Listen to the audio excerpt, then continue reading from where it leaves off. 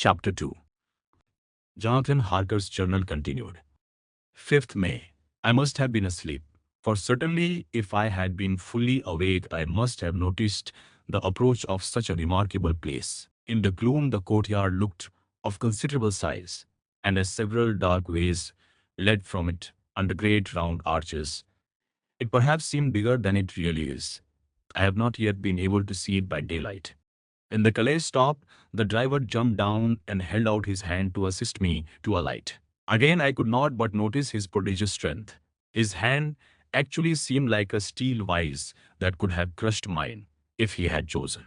Then he took my traps and placed them on the ground beside me, as I stood close to a great door, old and studded with large iron nails, and set in a projecting doorway of massive stone.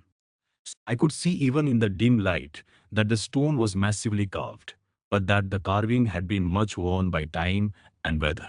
As I stood, the driver jumped again into his seat and shook the reins. The horses started forward, and trap and all disappeared down one of the dark openings. I stood in silence where I was, for I did not know what to do. Of bell or knocker there was no sign. Through these frowning walls and dark window openings it was not likely that my voice could penetrate. The time I waited seemed endless, and I felt doubts and fears crowding upon me. What sort of place had I come to, and among what kind of people? What sort of grim adventure was it on which I had embarked? Was this a customary incident in the life of a solicitor's clerk sent out to explain the purchase of a London estate to a foreigner? Solicitor's clerk? Mina would not like that. Solicitor. For just before leaving London, I got word that my examination was successful, and I am now a full-blown solicitor. I began to rub my eyes and pinch myself to see if I were awake. It all seemed like a horrible nightmare to me, and I expected that I should suddenly awake and find myself at home, with the dawn struggling in through the windows, as I had now and again felt in the morning after a day of overwork. But my flesh answered the pinching test, and my eyes were not to be deceived. I was indeed awake and among the Carpathians. All I could do now was to be patient and to wait the coming of morning. Just as I had come to this conclusion, I heard a heavy step approaching behind the great door, and saw through the chinks the gleam of a coming light. Then there was the sound of rattling chains and the clanking of massive bolts drawn back. A key was turned with the loud grating noise of long disuse, and the great door swung back. Within stood a tall old man, clean-shaven save for a long white mustache, and clad in black from head to foot, without a single speck of color about him anywhere. 5. He held in his hand an antique silver lamp, in which the flame burned without a chimney or globe of any kind, throwing long, quivering shadows as it flickered in the draught of the open door. The old man motioned me in with his right hand with a courtly gesture, saying in excellent English, but with a strange intonation, "Welcome to my house. Enter freely and of your own free will." He made no motion of stepping to meet me, but stood like a statue, as though his gesture of welcome had fixed him into stone. The instant, however, that I had stepped over the threshold, he moved impulsively forward, and, holding out his hand, grasped mine with a strength which made me wince, an effect which was not lessened by the fact that it seemed cold as ice, more like the hand of a dead than a living man. Again he said, "Welcome to my house. Enter freely, go safely, and leave something of the happiness you bring." The strength of the handshake was so much akin to that which I had noticed in the driver, whose face I had not seen, that for a moment I doubted if it were not the same person to whom I was speaking. So to make sure, I said interrogatively, "Count Dracula?" He bowed in a courtly way, as he replied, "I am Dracula, and I bid you welcome, Mr. Harker, to my house. Come in, the night air is chill, and you must need to eat and rest." As he was speaking, he put the lamp on a bracket on the wall, and, stepping out, took my luggage. He had carried it in before I could forestall him.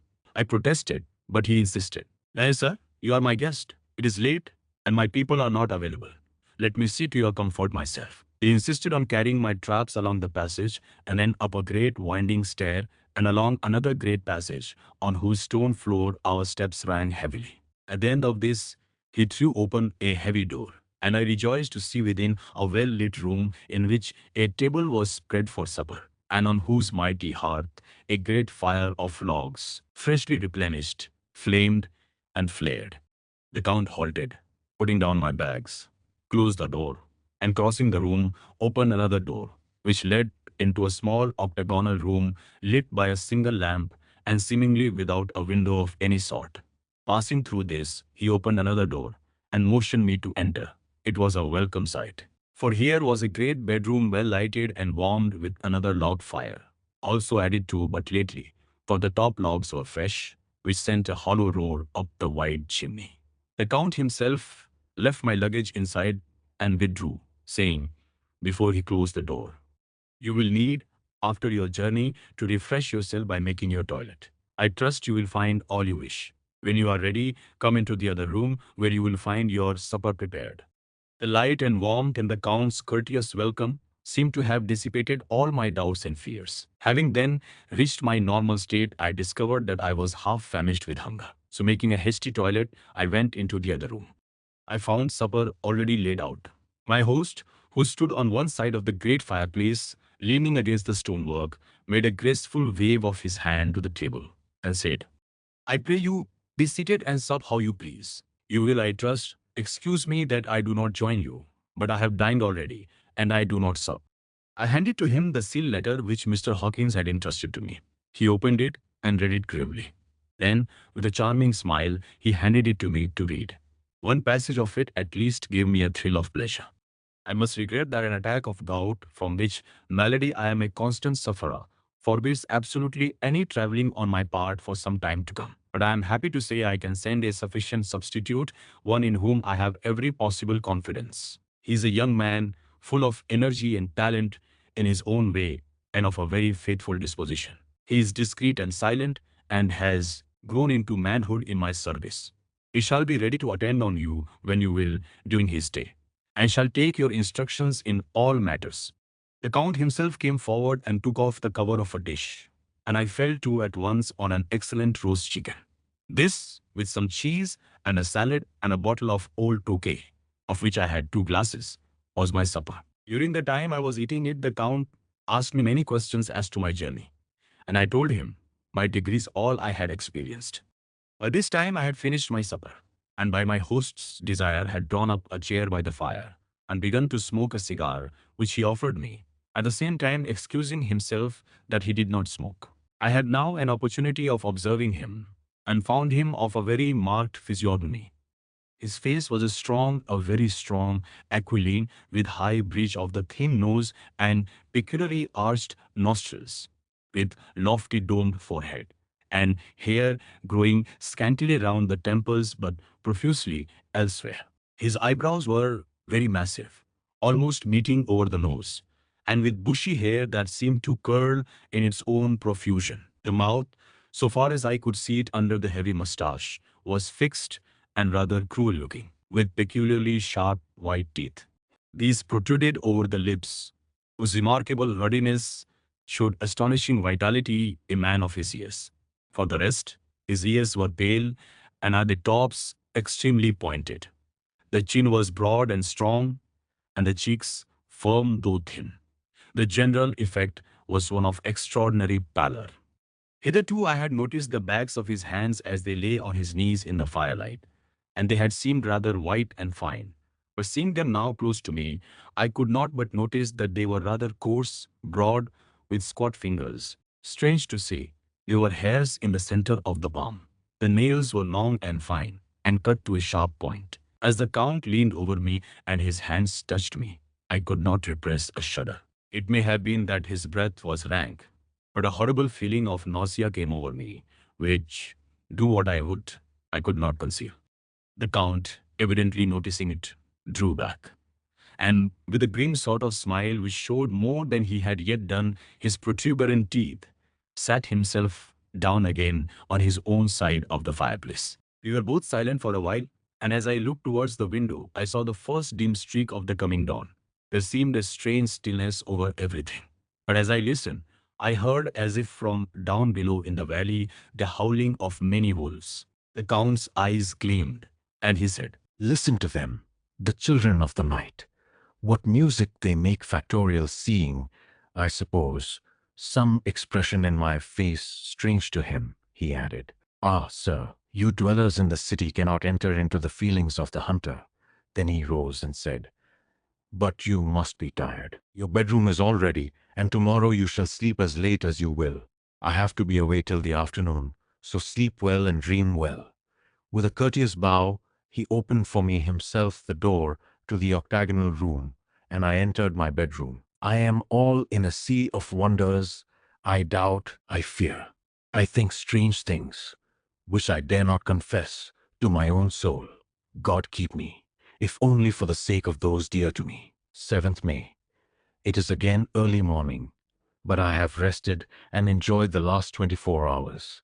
I slept till late in the day and awoke of my own accord. When I had dressed myself, I went into the room where we had supped and found a cold breakfast laid out, with coffee kept hot by the pot being placed on the hearth. There was a card on the table on which was written, I have to be absent for a while. Do not wait for me, D. I set to and enjoyed a hearty meal. When I had done, I looked for a bell, so that I might let the servants know I had finished, but I could not find one. There are certainly odd deficiencies in the house, considering the extraordinary evidences of wealth which are round me.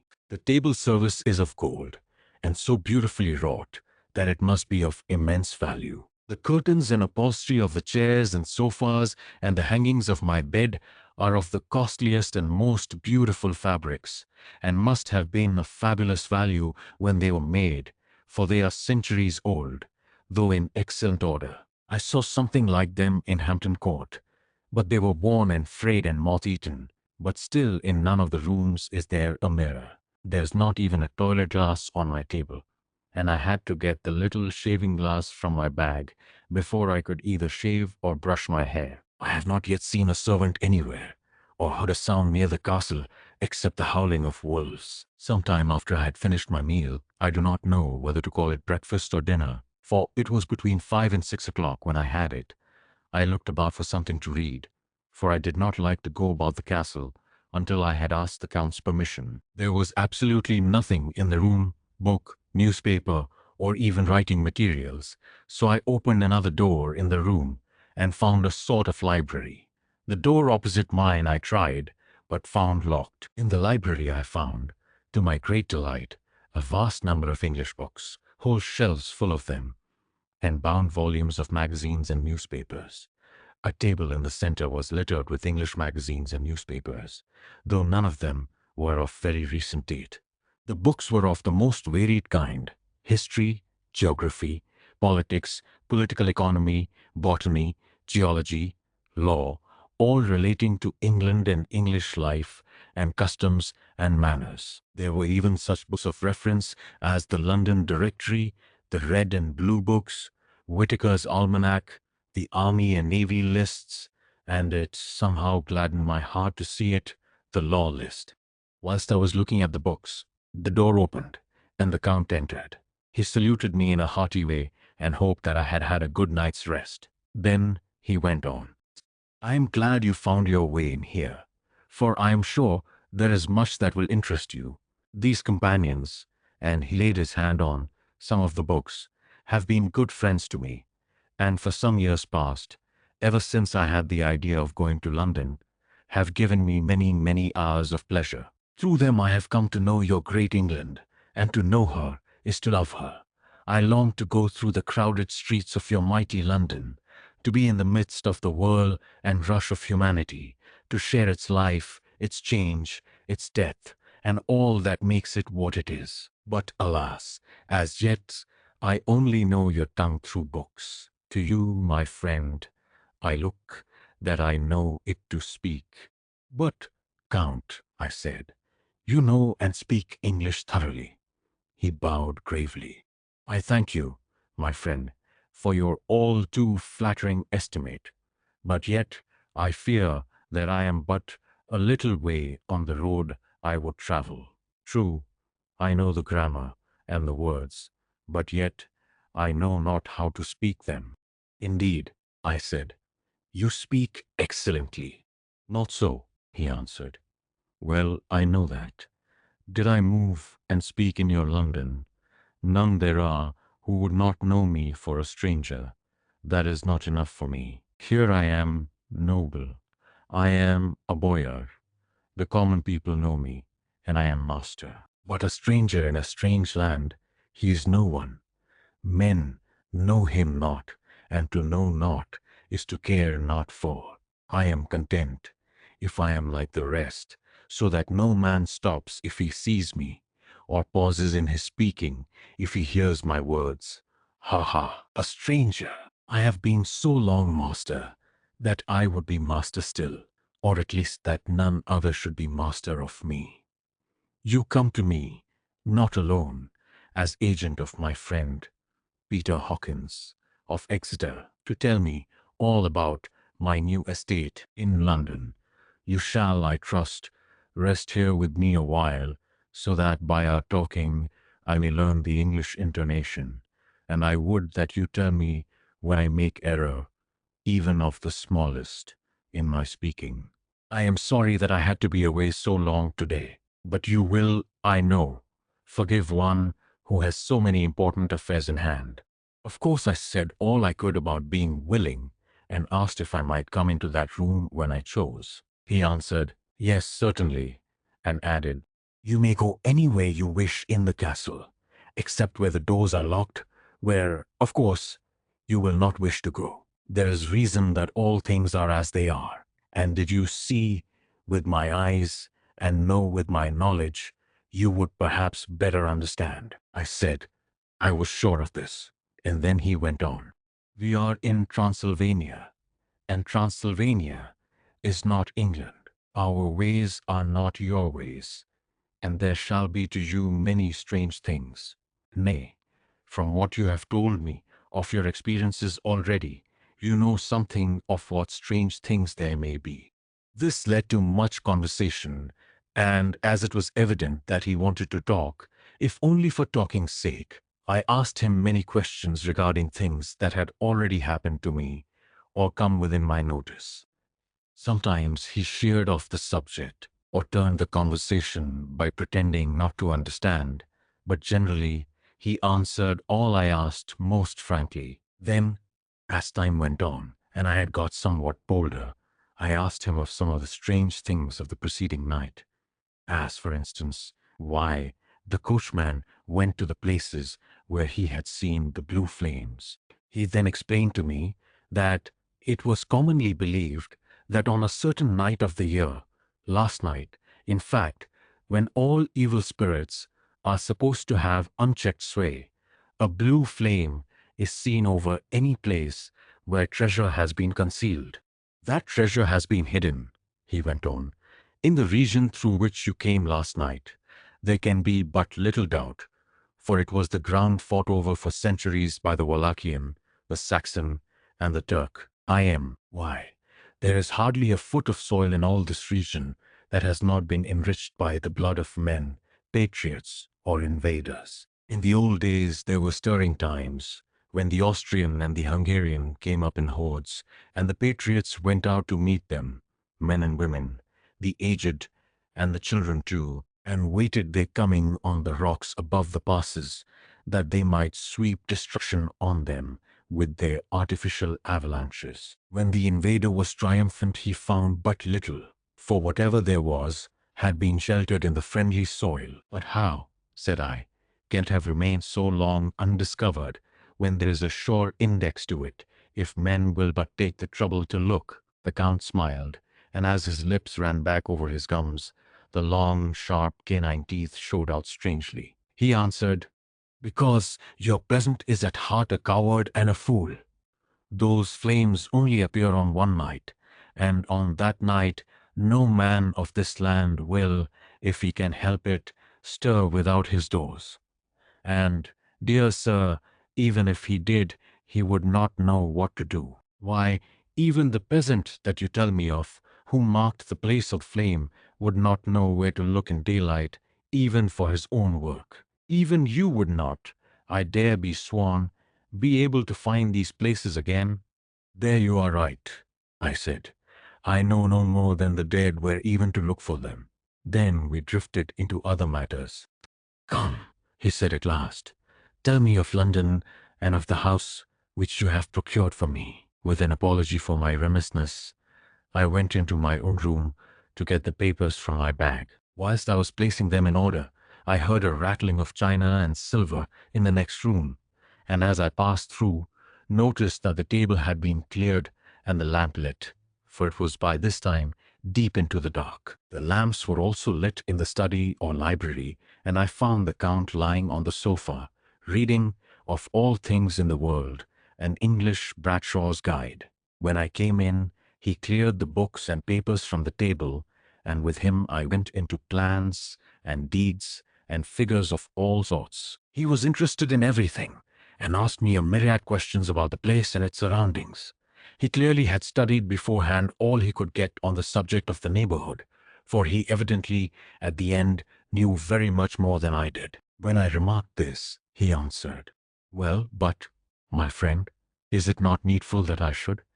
When I go there, I shall be all alone, and my friend Harker Jonathan may, pardon me, I fall into my country's habit of putting your patronymic first.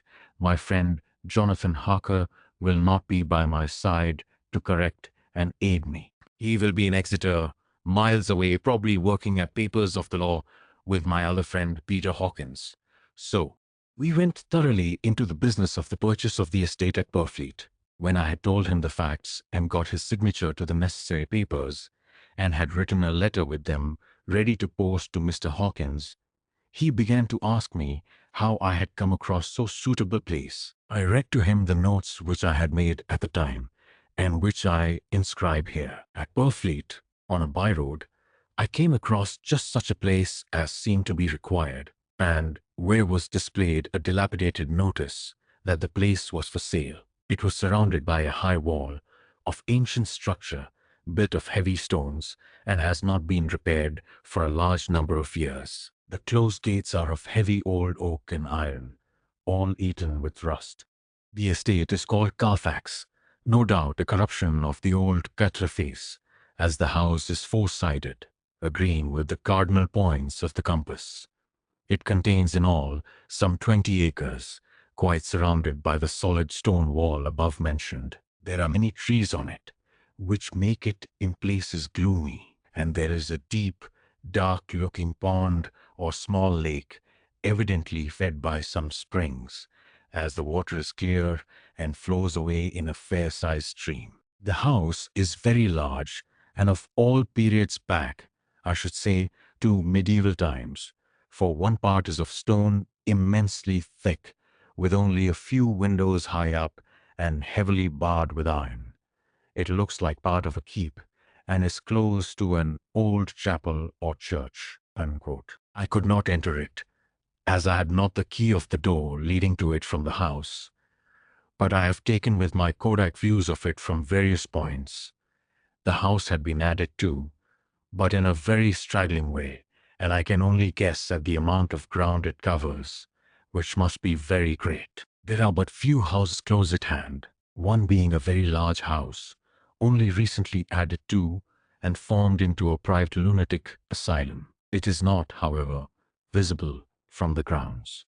When I had finished, he said, "I am glad that it is old and big. I myself am of an old family, and to live in a new house would kill me. A house cannot be made habitable in a day, and after all, how few days go to make up a century. I rejoice also that there is a chapel of old times. We Transylvanian nobles love not to think that our bones may lie amongst the common dead. I seek not gaiety nor mirth, not the bright voluptuousness of much sunshine and sparkling waters, which please the young and gay. I am no longer young, and my heart, through weary years of mourning over the dead, is not attuned to mirth.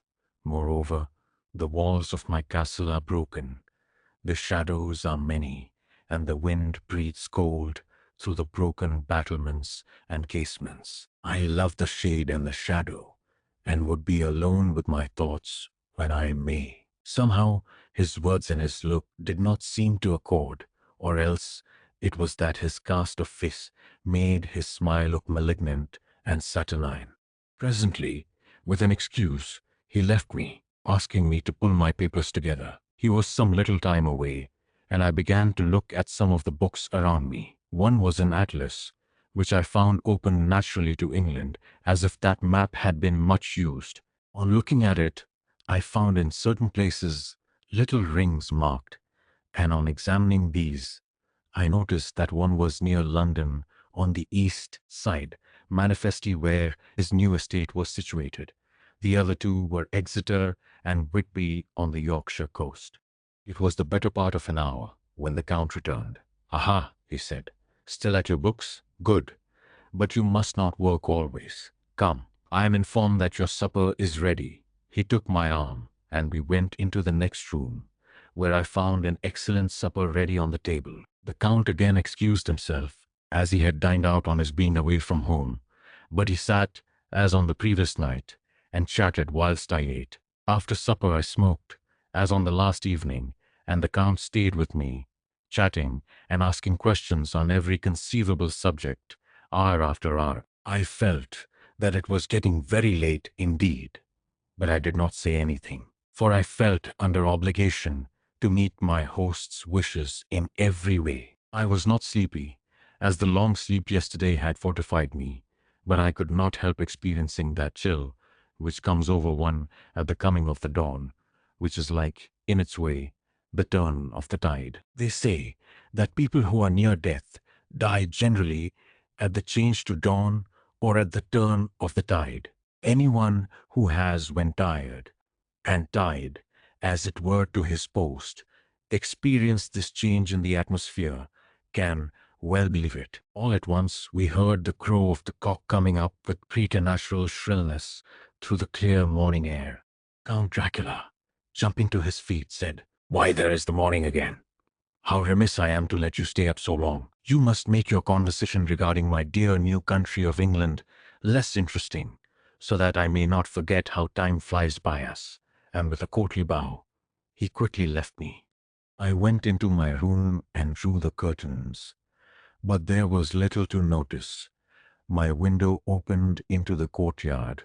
All I could see was the warm gray of quickening sky. So I pulled the curtains again and have written of this day. 8th May. I began to fear, as I wrote in this book, that I was getting too diffuse. But now I am glad that I went into detail from the first, for there is something so strange about this place and all in it that I cannot but feel uneasy. I wish I was safe out of it, or that I had never come.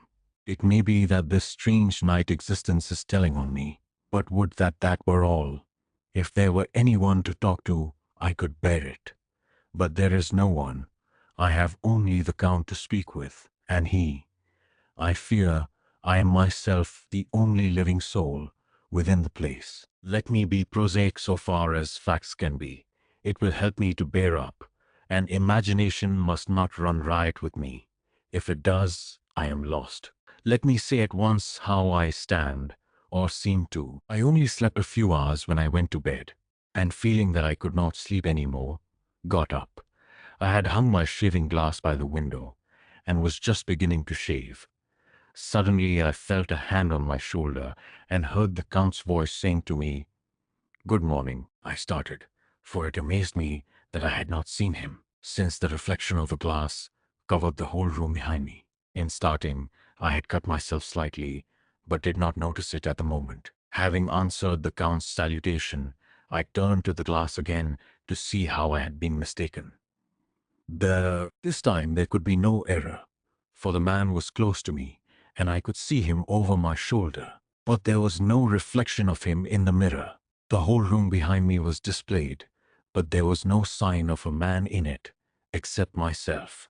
This was startling, and coming on the top of so many strange things, was beginning to increase that vague feeling of uneasiness which I always have when the Count is near. But at the instant I saw that the cut had bled a little, and the blood was trickling over my chin. I laid down the razor, turning as I did so half round to look for some sticking plaster.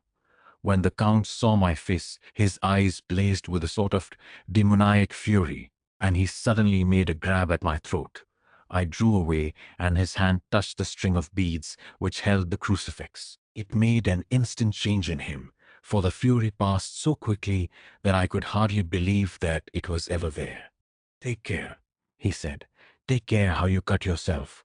It is more dangerous than you think in this country." Then, seizing the shaving glass, he went on, "And this is the wretched thing that has done the mischief. It is a foul bauble of man's vanity. Away with it!" And opening the window with one wrench of his terrible hand, he flung out the glass, which was shattered into 1,000 pieces on the stones of the courtyard far below. Then he withdrew without a word. It is very annoying, for I do not see how I am to shave unless in my watch case or the bottom of the shaving pot, which is fortunately of metal.